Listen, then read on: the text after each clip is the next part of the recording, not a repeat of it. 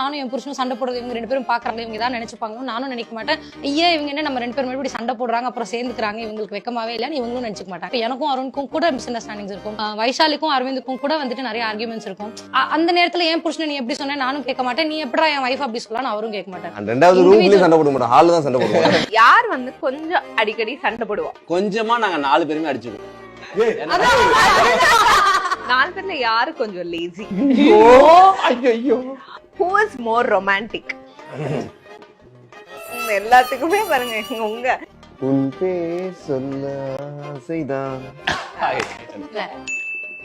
அடி பாவி அடி பாவி அடி பாவி. அருணை வந்து நிறைய டார்ச்சர் பண்ணியிருக்கேன், நிறைய இரிட்டேட் பண்ணியிருக்கேன், லைக் நிறைய நேக் பண்ணியிருக்கேன். ரொம்ப ரொம்ப ப்ரிசைஸாக சொல்லணும்னா நம்ம ரெண்டு பேருக்குள்ள பேசாத சொல்லாத விஷயம்னு எதுவுமே கிடையாது. இன்னைக்கு மாதிரி என்னைக்கும் இதே மாதிரி ஹாப்பியா லவ்லியா. பட் எதுக்குமே வந்து ரியாக்ஷனே கொடுத்ததில்ல. லைக் எனக்கு பிரியா கிடைச்சிருக்கு. ஏன் 7 வருஷத்துக்கு முன்னாடி இந்த அரவிந்த் இப்ப கிடையாதுன்னா 7 வருஷத்துக்கு முன்னாடி இந்த அரவிந்த இப்ப வேற மாதிரி டிரான்ஸ்ஃபர் பண்ணது வந்து பிரியாவோட சப்போர்ட். இன்னைக்கு வைஷு சொல்லும் போது நான் விட்டுலாம் கொடுக்கல.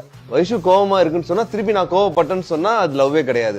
அவங்க கோவப்படுறாங்களா அது சிரிச்சுக்கிட்டே அக்செப்ட் பண்ணிட்டு பொறுமையான என்ன புரிஞ்சுப்பாங்க நம்பிக்கை இருந்துச்சுன்னு சொன்னா இன்னைக்கு என்ன அவ்வளவு அன்பா அவங்க அந்த வார்த்தைகள் சொல்றது. சோ பிரியா டூ ஆகட்டும் அவ்வளோ வந்து இவங்க அதாவது ரொமான்ஸுங்கிறது அவங்க பெட்ரூம்ல, ஹால்ல, கிச்சன்ல, பாத்ரூம், இது கிச்சன்ல எல்லா இடத்துலயும் வெக்கமே இல்லாம அவங்க வந்து கொஞ்சிப்பாங்க. சோ அதெல்லாம் வந்து பார்க்க அழகா இருக்கும். அது வந்து மறந்துட்டு அவங்க சந்தோஷமா நேச்சுரலா இருங்க, சாஃப்டா ஸ்வீட்டா இருங்க. வலி கூட இங்கே சுகம்தான் கம்மிதான் இல்லையா?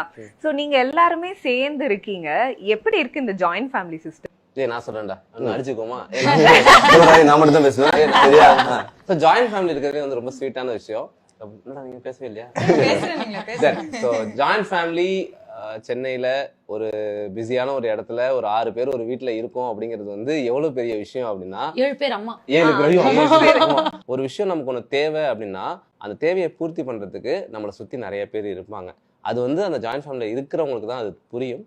ஸோ நம்ம வந்து ஒரு குட்டியா ஒரு நம்ம இப்போ கல்யாணம் ஆகும்போது நிறைய பேருக்கு இருக்கும், உங்க அம்மாவும் இருக்கக்கூடாது எங்க அம்மா அப்பாவும் இருக்கக்கூடாது, நாம 2 பேர் தானே. அவங்களுக்கு அதோட அந்த மகிமை தெரியறது கிடையாது.